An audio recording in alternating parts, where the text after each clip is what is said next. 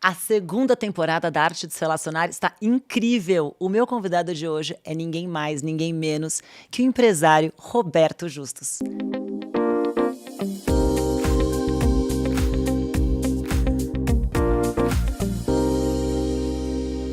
Bem-vindo, Roberto. Obrigada por aceitar o convite. Imagina, obrigado, Marta. É um prazer enorme estar aqui. BTG, grande parceiro nosso, né, em alguns negócios, então estou muito feliz. Vamos ver o que você vai aprontar comigo hoje aqui, né? Eu não quero ser demitida ao final, tá bom?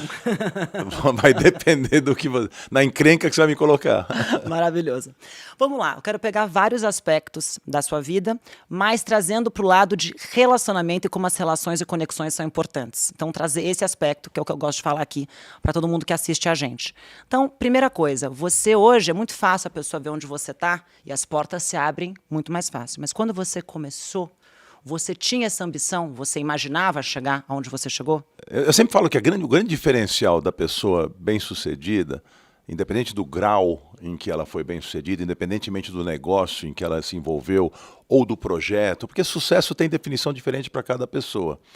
Mas eu sempre falo que uma coisa é muito importante que diferencia os homens que fizeram uma passagem marcante pela vida, que é visão. O que esses caras enxergam, o que as pessoas estão enxergando que alguém não está vendo, né? Isso é muito importante. E na minha visão, eu sempre falo assim também, quando você está começando, a vida é mais um Waze do que um GPS, né? Você não sabe de um ponto para o outro, você nem sabe o caminho que você vai. Você vai ter que ir cortando o caminho e resolvendo, né, o seu caminho de acordo com o que vai te aparecendo na sua frente. Dizer que eu era jovem e podia dizer já onde eu chegaria e como eu chegaria é quase impossível. Acho que ninguém é assim. Sim. Nem o Steve Jobs, quando foi numa garagem montar a empresa mais valiosa da humanidade, imaginava onde ele ia chegar. Mas eu falava, eu preciso ter uma passagem marcante na vida. E o relacionamento, depois eu aprendi, é fundamental como aliado do sucesso em qualquer empreendimento. Por isso que o que você trata aqui foi brilhante, na minha opinião. E quando eu tenho sido convidado para vários podcasts, eu não tenho feito muitos, até por falta de tempo, muitas vezes, às vezes também. Quando o teu tema, bom, por ser você e ser essa empresa, mas principalmente pelo tema, eu fiquei super interessado em vir. Entendeu? Obrigado, porque fico eu muito acho feliz. importantíssimo a gente deixar essa mensagem para as pessoas. O mundo gira em torno dos relacionamentos, tanto no campo profissional quanto no campo pessoal. Isso é uma certeza absoluta. Com certeza. Eu construí minha vida em cima disso, sempre. Um know-how é importante, você aprende, você está na faculdade, você faz a vida acadêmica, você faz tudo que você quiser, mas o know-how, esse você não tem como aprender, você tem que exercitar, tem que saber fazer. A arte de se relacionar é dificílima. Tem coisa mais difícil na vida? Eu posso falar pessoalmente, né, do que a gente vai entrar casamento, do que relação de pai e filho, relação de irmão com irmã, sócio com sócio, amigo com amigo. São as coisas mais difíceis de você administrar. É como administrar direito às relações. E elas que vão te levar para frente. As pessoas sozinhas não conseguem nada. Uma andorinha só não faz verão é uma frase que vai durar a vida inteira e vai ser, vamos dizer assim, um mote das pessoas entenderem como elas precisam uma das outras. Perfeito, vai ser uma aula, né? O que você vai falar, o que você falou, é justamente o que eu penso. Vamos começar pela sociedade. Você empreendeu e você disse que você não é publicitário, você se formou em administração. Isso. E aí, só que você se cercou de pessoas boas ao seu lado e você tocava o negócio e tinha a visão do que ia dar certo. Como é que você construiu e teve a humildade de construir uma empresa com pessoas que eram mais capacitadas que você em outros campos? Como é que escolhe seus sócios? Muito boa pergunta. David Ogilvy foi o maior publicitário da história. Eu não canso de repetir, já falei isso em algumas entrevistas até. Ele falava, hire people as good or better than you, then you have an organization of giants. Para alguns que não entenderam, contrate pessoas tão boas ou melhores do que você e você terá uma organização de gigantes. Muitas vezes, independentemente da posição, um gerente, um diretor, um executivo, tem insegurança de ter gente melhor do que ele. Mas as pessoas são melhores do que a gente em vários aspectos. Nunca tive essa insegurança. Eu tenho uma capacidade de liderar essas pessoas que talvez elas não tenham. Existe o hunter, existe o farmer. Então tem cada tipo de característica que você cria uma engrenagem que se soma. E eu sempre apostei na história da complementaridade. Você tem que ser complementar. Se duas pessoas fazem a mesma coisa, de uma delas eu não preciso. Porque elas estão fazendo a mesma Esse negócio de coisa. co-head não Tem existe, que na minha fazer opinião. coisa. Não tem, tem Não que fazer. Você tem que ser diferente. Uma vez que você é diferente, você tem que fazer coisas. Pode fazer coisas muito. Assim, eu estou num ramo agora, eu criei uma startup agora. Vamos botar para a publicidade que você falou, depois eu vou do começo até o fim. Mas como você quiser. Não, assim, porque no começo, publicidade, eu era administrador de empresa, então eu precisava de publicidade, eu tinha sócio criativo, que, né, se me desse um pedaço de papel na mão e mandasse eu criar um anúncio, eu chorava. Mas não quer dizer Tinha que a menor esse condição. cara criativo, que nem às vezes os Não caras tem de a produto, sabe se vertente vai conseguir empresarial, vender. não sabe fazer, não sabe. eventualmente, não tem como administrar um negócio, uma série de outras coisas. Então, nós nos complementamos. O maior publicitário da história, que foi Martin Sorrell, da WPP, hoje já não é mais o maior, porque ele saiu da WPP, e é outro assunto, não era publicitário, era financista, era um homem de negócio, era um homem de finanças. Não sabia, eu conhecia Criou o ele. maior conglomerado de comunicação do mundo, que era da WPP. Tinha market cap na época de quase 30 bilhões de dólares a empresa, era um negócio grande, em 200 países, 180 países. Tinha 250 mil funcionários, você imagina o tamanho de um grupo desse. E esse cara não era publicitário, não sabia fazer um anúncio. Mas a gente aprende. Quer dizer, eu fiquei 38 anos na comunicação. Eu virei um homem de marketing, um homem de comunicação. Sei o que funciona, o que não Que funciona. você aplicou depois em todos os seus Em negócios. todos os negócios, você acaba aprendendo o métier, né? Eu sempre brinquei que talvez eu estivesse na profissão errada, mas eu não quero cuspir no prato que eu comi. Eu fiquei 16 anos dos 38, 16 últimos anos na liderança do mercado. Mercado que tem feras como Nizanguanais, Washington Oliveto e etc. na minha época. Que são Vários criativos outros, também, né? Que são criativos e competentes, né? E a gente liderar um mercado como esse, altamente competitivo, é difícil. Agora eu te pergunto, você que está no mundo do business, qual que seria o negócio em que alguém lidera por 16 anos o mercado e você não vê meu nome na Forbes? É na publicidade, porque o grosso do faturamento, a gente movimentava 3 bilhões de reais de faturamento, mas isso ia para a Rede Globo, para a Rede Record, para a SBT, para a revista, para jornal, na época. Então, assim, eu tinha o comissionamento. Sim. Então, não vou reclamar, porque eu me dei muito bem na profissão e tudo que eu ganhei, graças a Deus, e toda a projeção que eu tive, tudo foi graças a esse negócio. Cheguei no topo daquela profissão, mas se eu fosse um banqueiro como o André Esteves, ou se eu fosse um dono ou se eu fosse, tivesse negócio de papel e celulose, ou se eu tivesse negócio de energia, ou se eu tivesse negócio de qualquer varejo, eu estaria na Forbes, concorda? 16 anos liderando qualquer mercado desse? Sim. É como, enfim, então não estou reclamando, só estou dizendo que é um negócio importantíssimo na cadeia, porque a comunicação e a publicidade, como Henry Ford falava, se eu só tivesse mais um centavo na vida, eu punha em publicidade, né? Que ele cresceu muito em cima do não basta ser, tem que parecer, né? Você tem que, um mercado altamente competitivo.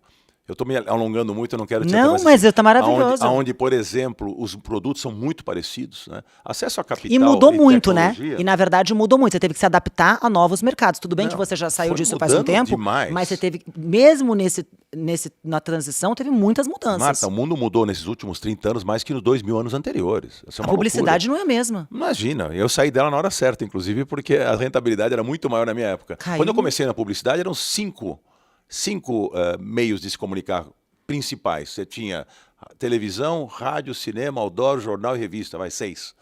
Hoje é Omnimedia Approach, você tem milhares de pontos de contato com o consumidor. Não, quem diria que uma aprendiz, uma pessoa que trabalha num banco poderia entrevistar alguém? É uma coisa, o mundo cresceu, entendeu? Tudo mudou. Tudo mudou. Quem ficou parado no tempo e no espaço, na zona de conforto, e não foi resiliente o suficiente para entender as mudanças, está morto. Grandes empresas foram exemplo disso. Pega uma Kodak da vida, que ela não andou, ficou parada apostando no antigo, e aí o que aconteceu? Quando vieram as máquinas digitais e o mundo Que digital. são as pessoas que estão negando o AI hoje, né? Exatamente. São as exatamente. pessoas que que tudo estão em tem uma denial. curva de adoção, né, Tem. Marta? Assim, então, mas não pode exagerar de achar que tudo vai ser AI agora, Não. como falaram do metaverso, Não, e calma, não é bem assim. não é. O próprio Zuckerberg falou, o metaverso é de 30 a 40, do 2030 para 2040. Ele mudou o nome da empresa para Meta, tanto que ele acredita nesse Sim. processo. Mas quem começou a fazer, entrar nessa hype que foi, né, acelerou errou. um pouco antes do tempo. Sim. Tudo tem uma Tem curva de adoção, tem que Sim. saber. É como falar da internet em 2000. Então, ninguém imaginou onde ia chegar a história. Imaginava que ia chegar, mas você tinha que fazer business as usual na época e não imaginar que você ia fazer e-commerce em 2001.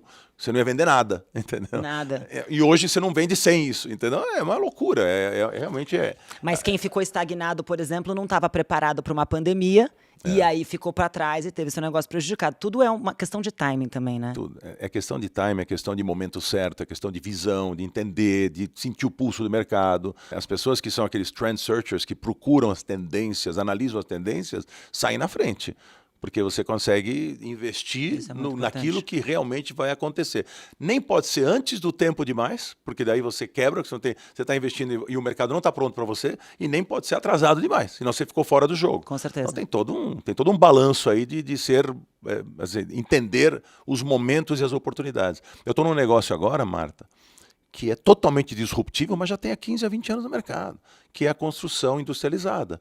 Então eu montei um negócio que chama a Steel Corp, o nosso grupo de construção, onde a gente faz na obra, já hoje, quase 40% da obra off-site, dentro da fábrica, e 60% on-site. Eu quero chegar a 80% off-site. Será que você vai conseguir resolver o problema da COP aqui, construir? A COP é um dos... Você a deveria gente, empreender na COP, porque eu estou muito preocupada falando nisso. eu assim, não só entrando nesse trabalho assunto. com o governo, né? Nós Entendi. trabalhamos com iniciativa privada, mas se alguma empresa privada quiser me contratar para vender depois para o governo, não tem problema nenhum. Eu só não trabalho diretamente para governo nenhum, por questão de princípio, não gosto, não é por aí. Mas tem também o Minha Casa Minha Vida, tem também tem um déficit habitacional no Brasil gigantesco. Gigante. Né?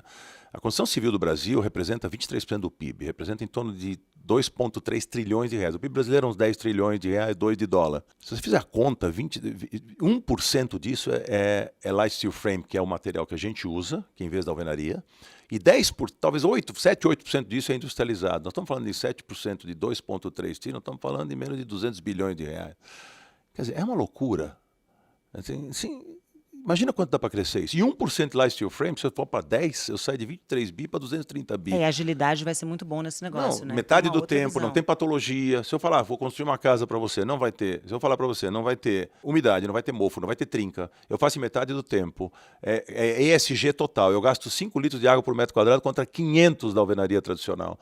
A temperatura da tua casa vai ficar entre 22 e 26 graus o tempo todo, porque o nosso material não absorve calor. 50% melhor em decibéis a acústica da tua casa. Então, assim, e vou te entregar em metade do tempo. O cara leva 2 anos para fazer, eu faço em 1. Eu faço em 8 meses, 9 meses. Então, é que eu não faço residências unifamiliares, a gente faz coisas, condomínios maiores. A coisa da repetição é importante para a gente poder manter competitividade Lógico. e custo. Então, eu não quero perder tempo com essa empresa, mas só quis dizer, olha que mudança no mundo, e olha como o Brasil ficou para trás na construção civil dos anos 60. Na zona de conforto, não mudar. É a Kodak a construção, entendeu? Mas E não olha a sua quis mudar. visão de sair da zona de conforto e para um negócio completamente diferente. Essa empresa que você voltou a Essa ser CEO? empresa que agora eu sou CEO. Ah, a gente vai que é o voltar a falar grupo sobre Steel isso. Corp, que faz em light steel frame, que é o aço, que a gente constrói essas casas e prédios. E estou fazendo um estádio de futebol em 4 meses. Você está apaixonado. Em Gente, você vê como a 4 meses. paixão pelo negócio é importante, né? Ele está falando apaixonado pelo negócio. Apaixonado, estou apaixonado, montei uma equipe. Agora o que eu fiz? O que eu peguei? Os engenheiros mais sofisticados, todo mundo que não era de light steel frame, mas então nós temos 60 pessoas que vieram de uma grande companhia de engenharia que teve dificuldades financeiras, mas foi sinônimo de qualidade de construção no Brasil. Peguei todos eles. Trouxe todo mundo. Já que ela estava em dificuldades, eu tive facilidade de trazer todo. Meu sócio que entrou comigo foi 24 anos dessa companhia, que era a famosa Lock Engenharia. Sim. Uma pessoa maravilhoso, está em dificuldade hoje, mas era uma empresa incrível. Ele é meu sócio, presidente executivo, toca o dia a dia, toca o micromanagement, daqui a pouco nós estávamos conversando sobre isso, eu preciso estar estrategicamente onde eu posso render mais. Né? Então, claro que eu estou junto, estou como CEO da empresa, mas uma equipe de ponta. O cara meio de compliance veio da Votorantim.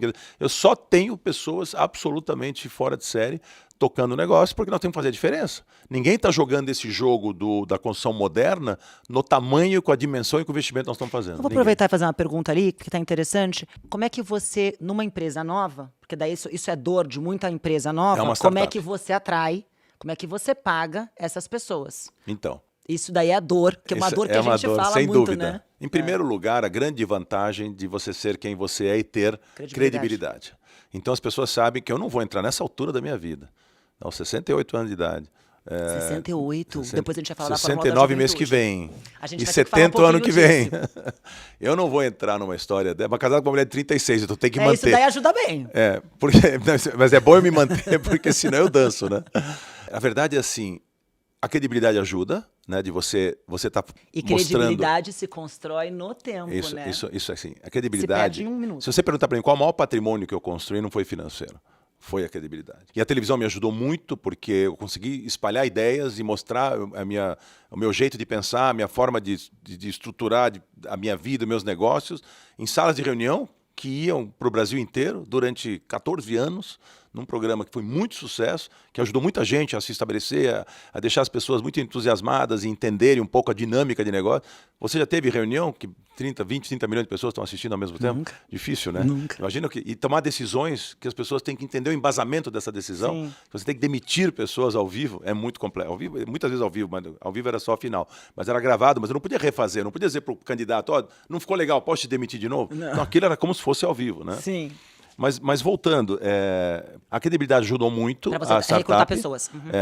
E atrair esses talentos, a meritocracia, que eu aprendi na vida, que quem constrói a riqueza tem que dividir a riqueza com essas pessoas, porque elas estão construindo. Então, assim, eu sou muito chato, muito exigente com a qualidade do profissional, com a dedicação, com a entrega, régua lá em cima de exigência, a empresa tem que estar top em tudo que ela faz. Claro que existe um monte de problemas que a gente tem que resolver, trabalhar é resolver problema o dia inteiro, mas depois eu sou muito generoso com aqueles que realmente fizeram a diferença. Então, assim, se você é fora de série, se você extrapola teu job description, se você faz mais do que até eu imaginei que você ia fazer, você vai se dar bem do meu lado. Então, essas são as pessoas que eu escolhi, não importa cargo hierárquico. Pode ser a secretária, não interessa. Sim. São pessoas que extrapolam e que fazem a diferença e fazem o negócio se destacar no mercado. É muito importante a mentalidade empresarial, isso vem já de um bom tempo, a meritocracia instalada aí por vários empresários que sempre defenderam isso, ela funciona demais. Então, assim, às vezes você nem consegue... Para você recrutar time, né? Não, porque se você divide resultado, as pessoas se sentem donas. E, para mim, só funciona se você ser... Eu garanto que você é sócia do banco, mas... Mesmo que não fosse, se você vislumbrasse a possibilidade, você se sente se o dona. banco dividisse o resultado no teu bônus com você e tal, você vai ver que o que você está construindo também está sendo reconhecido de forma bacana. Então, e não tem hora. Aí não tem hora, não tem dia. Acabou. Você dedica a sua vida àquele projeto. As pessoas estão vendo eu me dedicar nessa época. Primeiro, eu não preciso financeiramente mais disso. Então, assim, tem todo vamos dizer assim, um conjunto de fatores que me motivam.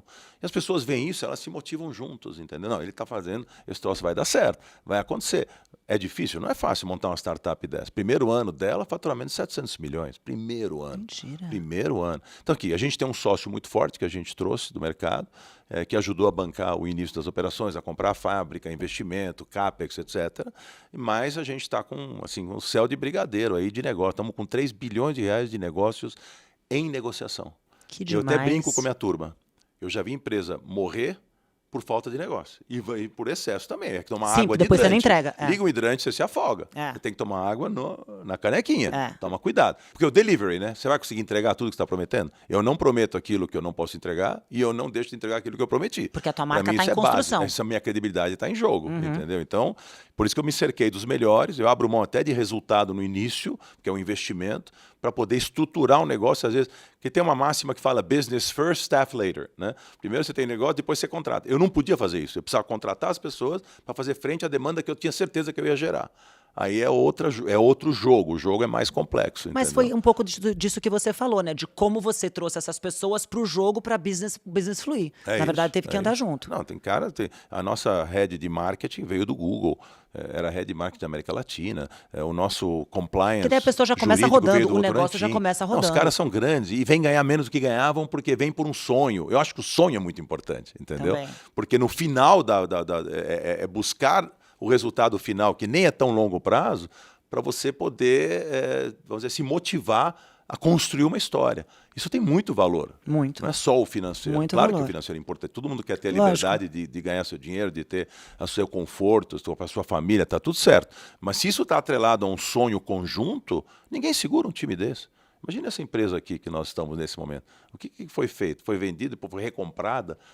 Pouca gente sabe que BTG é back to the game. Quando o André e a turma dele voltaram para o jogo e construíram o maior banco de investimentos. Olha o que está acontecendo. Quer dizer, gente determinada, focada, com vontade. Passaram por perrengue no meio da história, Sim. injustamente, por sinal, e depois deram a volta por cima e hoje são 10 vezes maiores do que eram na época. Então, assim, é de tirar o chapéu, tem que admirar.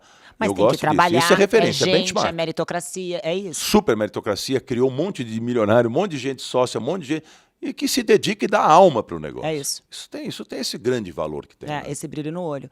Eu queria pegar uma outra dor de uma coisa que você viveu, voltando um pouquinho para a publicidade, na parte quando você vendeu. Porque quando eu atendia cliente de investimento, o cara cria a empresa dele. Quando ele vende a empresa dele, é uma dor porque dá um vazio. Se vende com sucesso, mesmo que tenha aquele momento que pode descansar, como você falou, o dinheiro não é ali o ponto, mas o que vai fazer? Então, como você fez essa transição de carreira, vamos dizer assim, pós você vender a sua empresa, como é que você começa a empreender de novo? Isso é muito legal. Isso é muito legal. Pergunta ótima. Porque é o seguinte, eu tinha Achando 60... que eu não vou ser demitida. Não, não vai de jeito, pelo contrário. Eu tinha 60 anos, e aí em 2015 eu vendi empresa para o grupo da APP, para esse que eu mencionei recentemente agora na entrevista, que é o grupo do Martin Sorrell na época. E eles pediram um fade-out de mais 2 anos para poder criar a minha sucessão e para não machucar a empresa com a minha saída, que eu tinha uma personalidade muito forte. E muito relacionamento com os clientes. Muito ligado a relacionamento, etc. Então, 2 anos de fade-out eu fiz, mas já tinha vendido, já não era mais empresário, tinha virado Você não executivo. podia mandar na sua empresa. 2 anos de executivo que eu nunca na minha vida tive. Mas para mim dava na mesma, que a minha responsabilidade era tão grande que eu me sentia ainda dono, né? Aí fiquei 2 anos lá como fade-out, depois eu saí de vez. Aí, em 2017...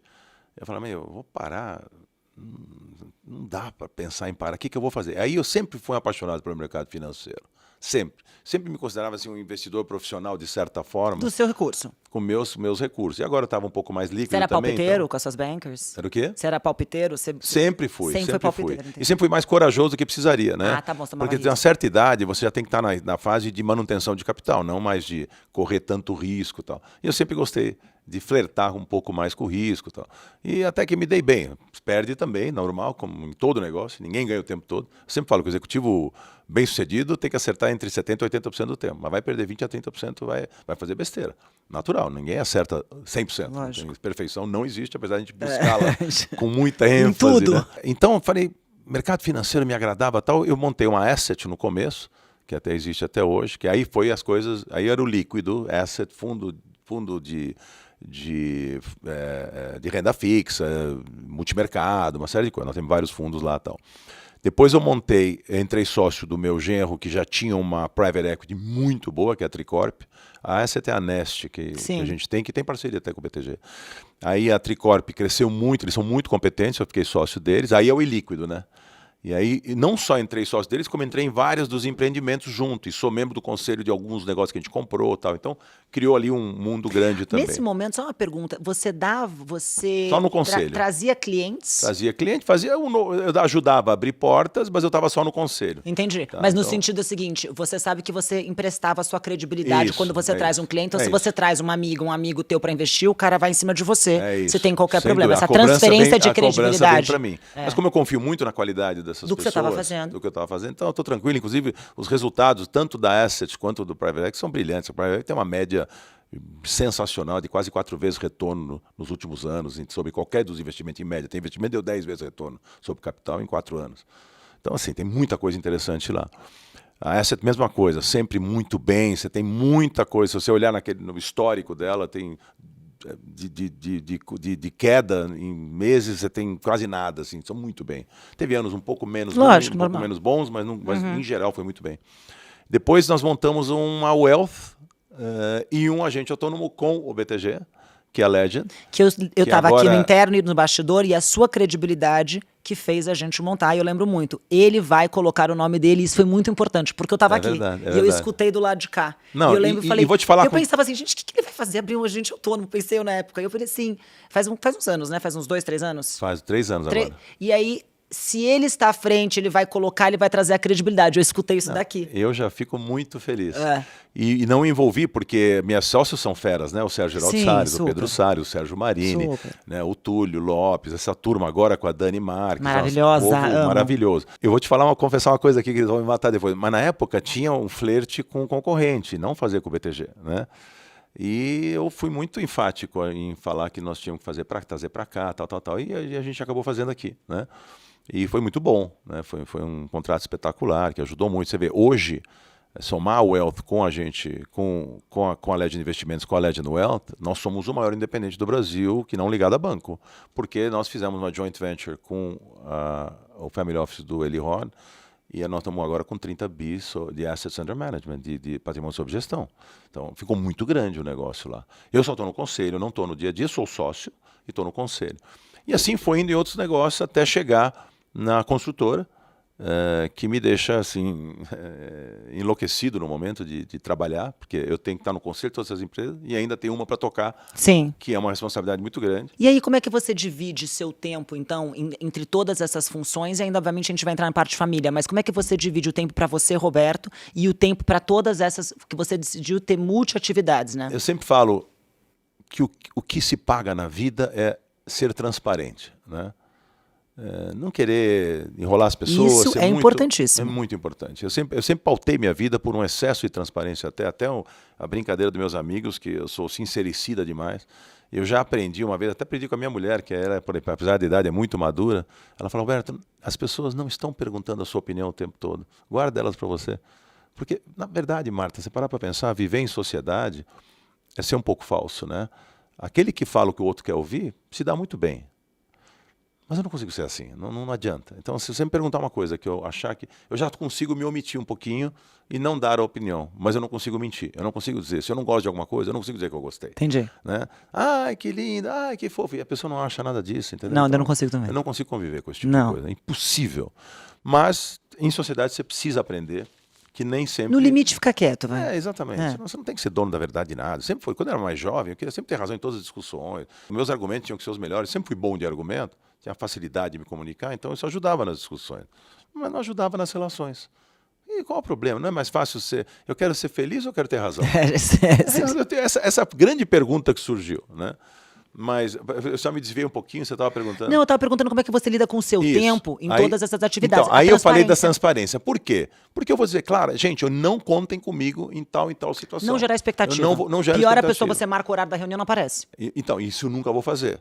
Mas eu já falo, olha, o que eu posso entregar para vocês? Eu tenho várias viagens no ano que eu quero ter, porque hoje eu tenho filha pequena, eu preciso me dedicar um pouco mais à família. Então, tem momentos... Então, por exemplo, essa semana agora que vai ter agora da Páscoa, eu vou para Miami, tenho casa lá, eu vou trabalhar, quer reunião comigo, vai ter que entender que uma reunião vai ser por vídeo, vai me deixar um pouco em paz, no outro mês é meu aniversário, eu vou viajar de novo. Então são coisas que eu me dou luxo a fazer hoje que eu não fazia, eu era escravo de agenda. Eu gosto muito da frase, se eu não me engano foi Warren Buffett que falou, que o poder do homem está na agenda vazia, não na agenda cheia. A agenda cheia não é poder, é sinônimo de escravidão com o seu negócio. Vamos pegar a agenda do André para ver se dá para ele respirar?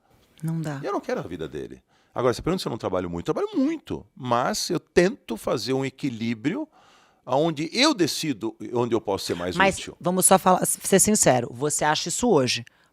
Durante um tempo... Eu fui escravo da minha agenda por 38 anos. Na minha idade eu preciso ser escrava. Fui escravo das 9 da manhã às 9 da noite. Não, só para entender se eu estou no caminho certo. Eu chegava em casa, os filhos já estão dormindo. Eu saía de manhã, eles não tinham nem acordado muitas vezes. Ou saíam para a escola, não conseguia nem levar para a escola. Hoje eu levo para a escola, eu busco na escola quando eu posso. Ontem eu fui buscar ela na escola. Amanhã eu vou acordar cedo, vou levar ela. Porque a mãe está indo para a fazenda antes, então não pode levar, vou levar eu. Eu tenho que ter esses momentos, entendeu? Aí volto, faço minha ginástica, leio meus jornais, faço coisas que eu não fazia. Eu não dedicava tempo a mim.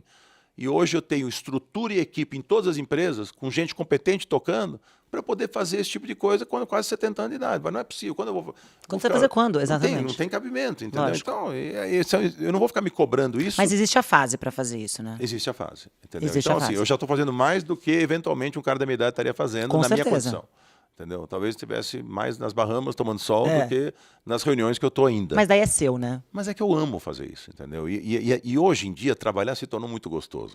Eu vou dizer uma coisa, ninguém é dono da verdade e o lifelong learning vai ser sempre uma coisa muito importante. Se você é um aprendizado a vida inteira, vou aprender hoje alguma coisa aqui com uma coisa que você me disse, como você vai aprender com coisas que eu disse, como as pessoas estão ouvindo, e é natural você aprender o tempo todo. Mas um certo ponto de maturidade empresarial que se atinge te dá uma visão tão interessante, e não tem uma situação em que eu me encontro onde eu não acho uma solução de alguma forma.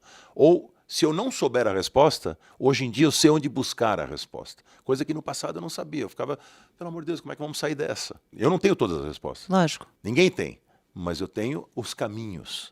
que a maturidade e esse network que eu construí, a forma, né, a visão abrangente que você cria, te traz. Então vira mais divertido. É mais divertido resolver problema hoje. Com certeza. Entendeu? E eu deixo a coisa chata para os meus sócios. Falei para o Daniel, meu sócio na construtora, toca o dia a dia. Você tem 44 anos, amigo. Nós temos 24 anos de diferença, 25. Então, cara, vai embora. Deixar o micromanagement e o peso da chatice para você. Eu quero ser que nem hoje eu sou vovô de 5 netos. Né? Eu tenho 5 filhos e 5 netos. O vovô é o pai sem ônus, só com o bônus. É isso. Eu não preciso estar lá na hora da diarreia, nem na hora da... Eu só estou na hora que eles correm para o abraço e vão brincar na brinquedoteca comigo, entendeu? Ou levar no cineminha, ou levar para não sei onde, ou levar para passear. É o meu negócio. Eu sou o vovô do negócio e não quero ter o ônus, eu quero só ter o bônus de poder estar participando e ajudando. Maravilhoso. Você falou do network no meio da sua fala, e eu queria que você falasse um pouquinho, entrasse a fundo, porque você falou de credibilidade, mas existem outras coisas que fazem você construir, mas mais importante, manter a sua rede de relacionamentos para você poder acessar. Nesses momentos que você falou que você sabe quem acessar, você tem que... Não dá para você só pedir para o seu... Não pode ser essa pessoa. Como é que você mantém essa rede? Muito bem colocado. A vida é uma via de mão dupla, né? Não tem como você só pedir para as pessoas as coisas. Não tem como você não entregar também. Então, assim, sempre tomei muito cuidado. Primeiro, que foi uma coisa muito interessante, Marta, que quando eu tinha acesso a muitas... Quando você é publicitário de relevância, nosso negócio era muito grande, você tem... Você tem os maiores clientes do Brasil, e o que tinha de gente que queria que eu apresentasse negócios para os meus clientes, eu nunca fiz. Eu tinha lá, sei lá, Casas Bahia. Quantos fornecedores não me pediram para vender para a Casas Bahia? Eu tive Casas Bahia durante 22 anos na conta. Quantas pessoas me pediram? Eu nunca levei. A não ser que eu achasse que era muito interessante para o meu cliente. Se fosse um breakthrough para eles. E deixando bem claro, não ganho comissão, não ganho participação. A transparência, de novo, com o seu cliente. Feliz da vida com essa em relação. ser já agência desses caras, já me pagam muito bem a minha empresa, eu não vou ganhar no paralelo em cima deles nada. Então já me ofereciam coisa, eu falei, então é o seguinte, já aconteceu de eu levar, aí eu falei assim, ó, então, você tem lá 5%, não, dá de desconto para o meu cliente, e conto para o cliente. Essas são as coisas que você vai construindo, que é difícil, tá? Você vai construindo, Você vai construindo essa história, e aí essa é a via de mão dupla, onde você constrói uma rede de relacionamentos que também usaram você em algum momento tudo é uma contrapartida. A vida é uma contrapartida. Você entrega para... Não é questão de ser interesseiro, né? Você faz direito, o negócio volta para você. É uma troca. É uma troca. A tua relação pessoal com seu marido não é uma troca? É uma troca. E se você vai dar, só você vai dar, e ele não vai te dar nada em troca? Vai acabar. Então que relação desequilibrada é essa? É. Não vai funcionar. Não vai funcionar. Né? Tem que ceder, ou tem que ceder. Tem que entregar, ou tem que entregar. O negócio é a mesma coisa. Eu sempre faço um paralelo entre vida pessoal e vida profissional, porque são muito parecidas. A relação com o sócio é um casamento. Entendeu? Onde a vaidade não pode prevalecer, você tem que ser muito transparente, você tem que ser fiel, você tem que ser... Se você não acabou, vai embora, faz outra coisa. Eu sempre falei que se a grama do vizinho está mais verde, vai embora. Você casou 5 vezes, você não é exemplo. Como não? Pelo contrário. Por quê? Porque pergunta se algum casamento terminou por traição, por sacanagem, por maldade. Não tem. Por isso que sou amigo de todas as mulheres. Mãe dos meus filhos, que são, para mim, minhas amigas o resto da vida.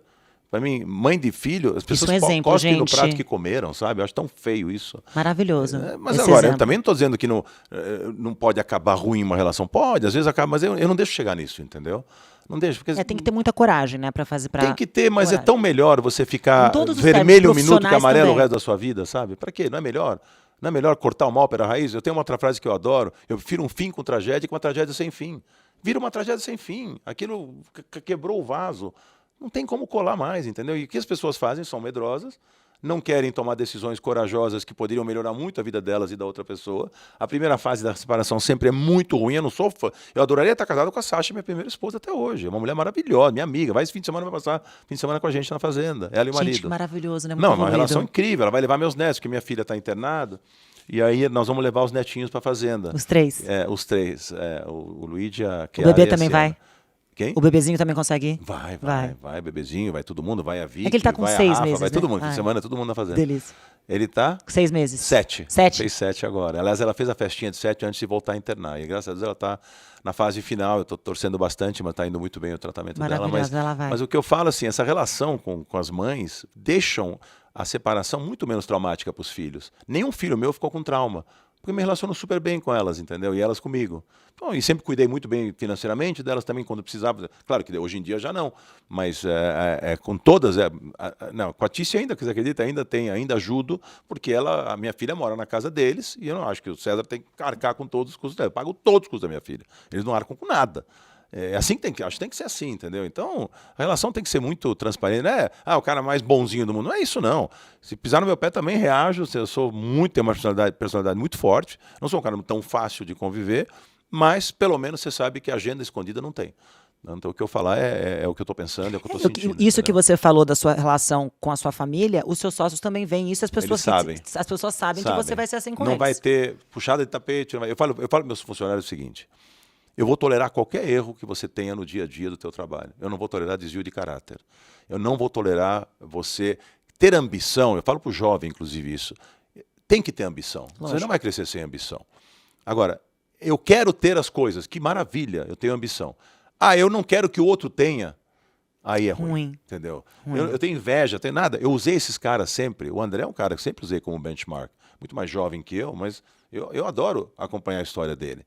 A história de todos os grandes empresários que fizeram tanto no mundo todo. Eu lembro quando era jovem, Jack Welch.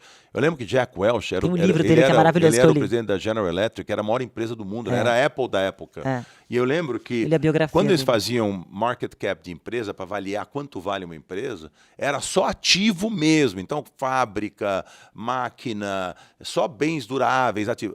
Depois do Jack Welch, ele foi o primeiro que os ativos da empresa também envolviam quanto vale ele no negócio. Ele já chegou a valer, sei lá, 30% do valor daquela companhia era ele. Como foi Lee Iacocca, como foi Steve Jobs, como foi Bill Gates, esses caras. Quanto vale esses caras? Como vale o André aqui? Sim. A empresa subsiste sem essas pessoas? É o que a gente tem que fazer como empresário. Mas é complexo. É difícil. Se o André parar, ele vai ter que criar a sucessão, que é um segredo, né, enorme e um desafio enorme, para manter perene o negócio, independente da pessoa. Tenho certeza que aqui tem nego fera, pode ser até melhor do que ele em vários aspectos, você inclusa, que podem levar esse negócio para frente. Mas é muito importante entender a importância das pessoas dentro das organizações. Lógico. Isso veio lá atrás, e eu observava isso. Então eu falava, eu quero ver como é que eu vou fazer. Eu não pus um filho meu em negócio meu nenhum. A meritocracia sempre tem que prevalecer. Porque senão você desestimula. Esse negócio de colocar a família no negócio é complicadíssimo. Sabe qual é o pior cargo do mundo numa empresa? É filho geral. Porque você tem que se provar 2 ou 3 vezes, né? Você tem que provar que tem você gente que é dá bom. certo. Tem gente, tira mas o chapéu sabe para fazer, isso. tira o chapéu. Porque Tira o além de se chapéu. relacionar, a dificuldade ali... Fazer multiplicar o negócio. É uma e não tarefa desmotivar inglória. os funcionários que estão lá. Você não está lá por causa do seu sobrenome, você está lá porque você é bom. Tem muitas empresas familiares que foram à bancarrota porque virou cabide de emprego de família. Então é a tia, o sobrinho, é o filho, não sei o quê. O cara pode ser ruim, pode ser bom, não importa. Está lá ganhando seu salário. Comigo nunca aconteceu. E perde a meritocracia, que é o que a gente falou. Acabou. E desmoraliza a empresa perante todos os funcionários. Quer dizer, que motivação eu tenho se eu sei que o cara do meu lado está lá só porque é filho do dono, sobrinho do dono? Não faz sentido nenhum. Não tem cabimento. Agora, se eu admirar o cara, independente do sobrenome dele, aí é um espetáculo. Com certeza. Aí o cara realmente merece Faz falar. parte da construção de time que você falou. Eu queria falar assim, um exemplo específico, se você lembra, de fracasso. Fracasso é uma palavra feia. De um desafio em um momento que você ali parou e falou, putz, não tô falando um negócio que você investiu e não deu certo, porque isso é mais fácil, mas eu tô falando mais assim, um desafio que aquilo te tirou e como é que você superou esse desafio? Então, eu sempre falo uma coisa também, parece que eu tenho frases prontas, mas não é experiência, entendeu? Então, assim, chorar sobre leite derramado não é uma frase minha, mas assim, é uma frase importante para o empresário entender. É tão importante você saber identificar uma boa oportunidade como você saber estancar uma sangria que vai te derrubar. Então, tipo ter esses coragem, traders falam, né? Stop. Stop loss. Porque muitas pessoas insistem no erro porque não admitem que estão erradas, ou porque não admitem que a decisão não foi a mais acertada, ou que aquele negócio naquele momento não tem como dar certo. E isso é um orgulho, de novo, tal da vaidade empresarial que atrapalha muitos empresários, já atrapalhou muitos na vida, e aí eu nunca tive essa vaidade. Se eu estou vendo que está errado, que se dane, vou olhar para frente, assume o prejuízo, lucros e perdas, tchau, foi, perdi. De novo, eu prefiro um fim com tragédia que uma tragédia sem fim. Não dá para ficar insistindo no erro, tem que saber identificar o erro. Essa é uma das artes do empresário, do bom empresário, é entender aonde ele pode e onde ele não deve investir, onde ele tem que parar e que momento ele tem que parar. Eu já investi em negócio ruim, perdi bastante dinheiro mas parei e não quero nem olhar mais para trás. Dane-se. É o que eu falei. Não falei aqui para você mais ou menos o percentual? Se acertando 70%, 80% das vezes, você vai errar 20 ou 30%, você está no lucro. Entendeu? Eu acertei muito mais do que errei na vida, por isso que eu estou onde eu estou. Mas eu não sou, como não sou perfeito, como ninguém é, como tive decisões equivocadas, só que eu tive a rapidez e a coragem de dar a volta. Você sabe que coragem foi identificada na Fortune, elas fizeram uma pesquisa, metade das empresas identificaram a coragem como um dos principais fatores de ter dado certo dessas grandes, das 500 maiores empresas que a Fortune entrevistou. Coragem. Quanta coragem tem que ter nas situações? Imagina a situação que o André passou aqui alguns anos atrás, e a coragem que ele teve que ter para reverter isso. Podia ter desistido, chega, vou embora, já tinha dinheiro suficiente. Não, pelo contrário. Então, assim, a coragem é algo assim, fundamental. Ter coragem de entender que você errou e ter coragem de virar o jogo naquela hora é uma das características muito importantes do coragem sucesso. te tira da zona de conforto também, né? De tudo. Você falou hoje um pouquinho quando eu falei também das relações, né? Coragem de sair de uma relação onde eu não estou feliz. Steve Jobs falou em Stanford, quem puder ver o histórico discurso dele, eu só não gostei quando ele falou o discurso um pouco, eu lembro muito desse discurso, vale a pena assistir. Ele fica metendo o pau, dizendo o quanto ele... Tá no YouTube em algum lugar, né? Foi o último discurso dele, eu acho que foi... E ele... na Universidade de Stanford, para os alunos, para os formandos. E falando o quanto ele não se formou e o quanto isso foi importante na vida dele não ter se formado. E eu não achei legal falar isso, porque eu não concordo com essa visão. Mas o discurso é histórico. E tem certo momento que ele fala que apaixonar-se por aquilo que você faz e amar o que você faz é fundamental no sucesso. Então, ele fazia o seguinte, você olha no espelho durante 3, 4, 5 dias e pensa, o que eu vou fazer hoje é o que eu quero fazer? Me deixa feliz? Se você repetir a resposta não várias vezes, vai fazer outra coisa. Então, assim, eu usei esse discurso dele, que foi feito há mais de década para trás, sempre como uma referência interessante da minha vida. Assim, a relação que eu estou, durante 5 dias eu pergunto, está me deixando mais infeliz do que feliz? Eu vou continuar?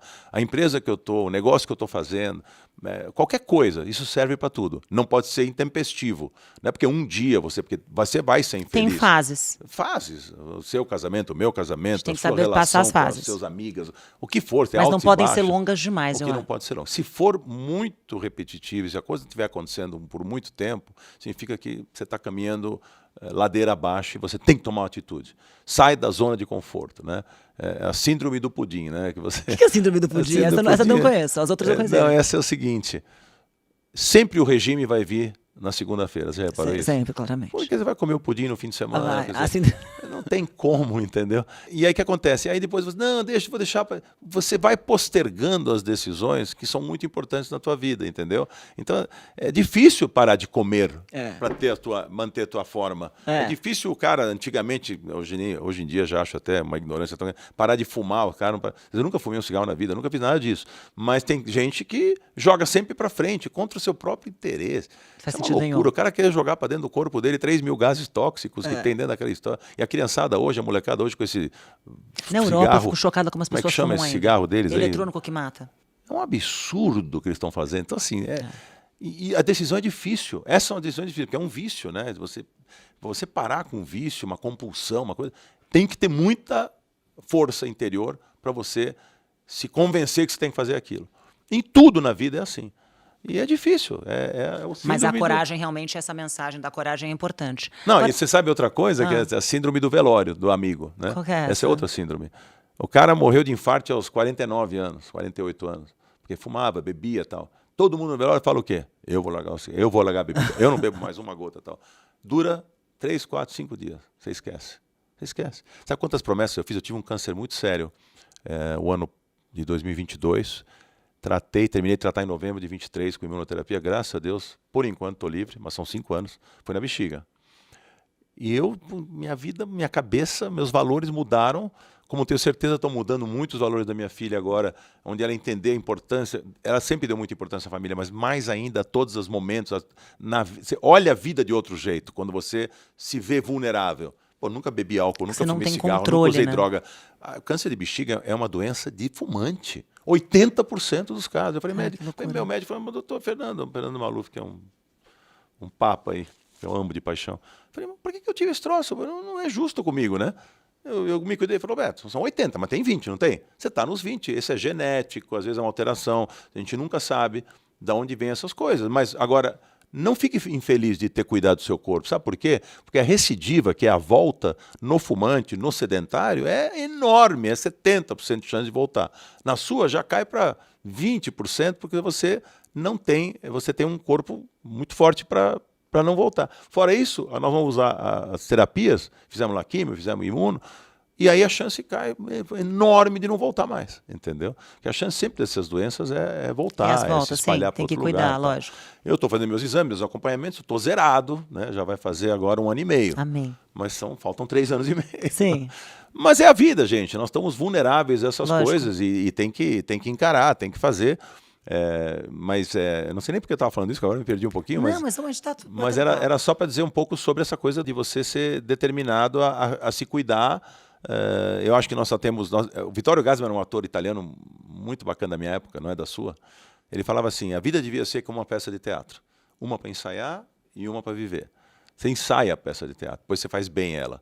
Nós não temos ensaio. Não. É uma vez só que você vai passar por aqui, a não ser que você acredite em vida após a morte e tal, coisa que eu não acredito. Mas uma vez, se é uma vez, eu vou fazer direito, eu não vou... Lógico.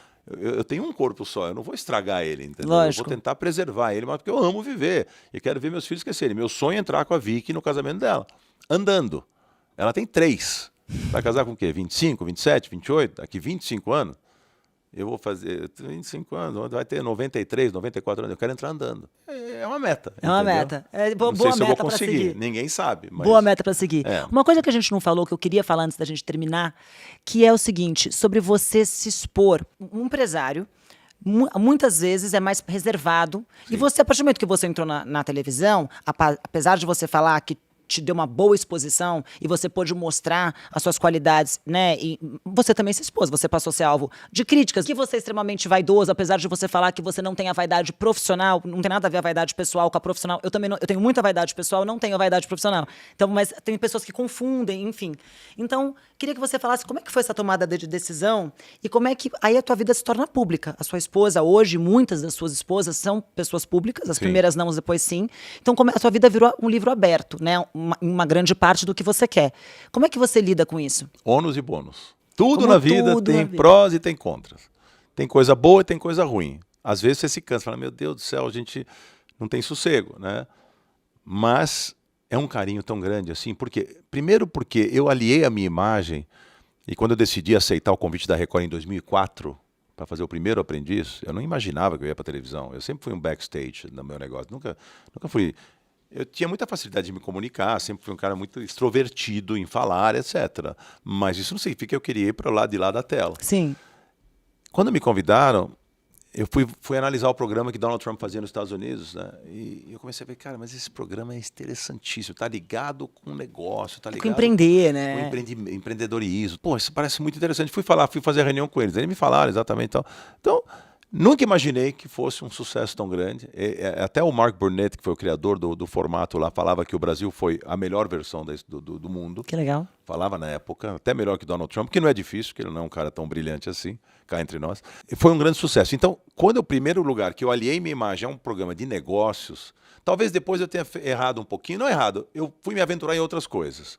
Eu me diverti bastante fazendo outras coisas. Mas o que eu não precisava é apresentar a Fazenda, que é um programa que, na minha opinião, é um programa vazio.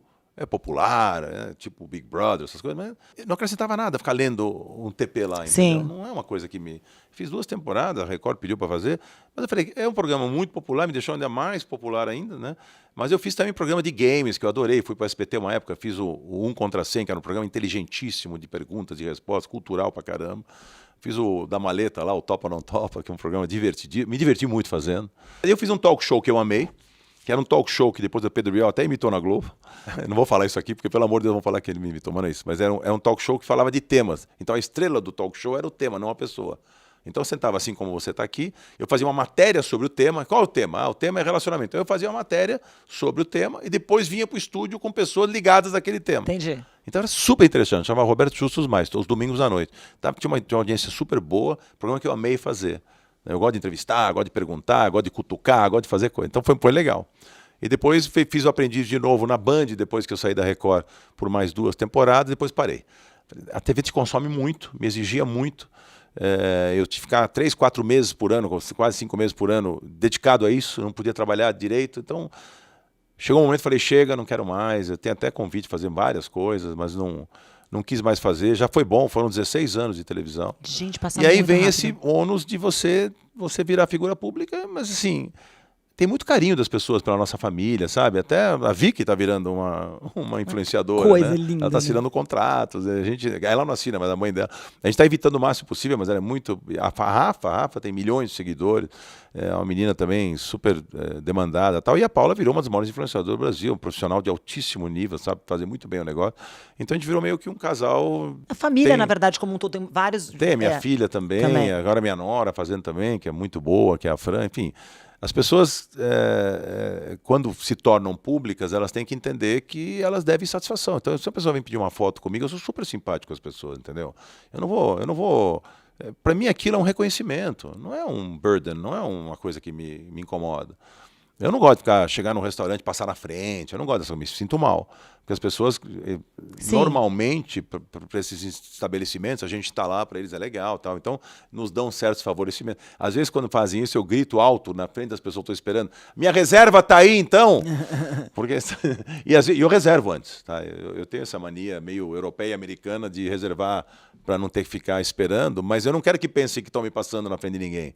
Não gosto dessa sensação. Sim, lógico. E não mudei meu estilo, nem minhas amizades. Eu criei amizades novas no mundo artístico, obviamente, né?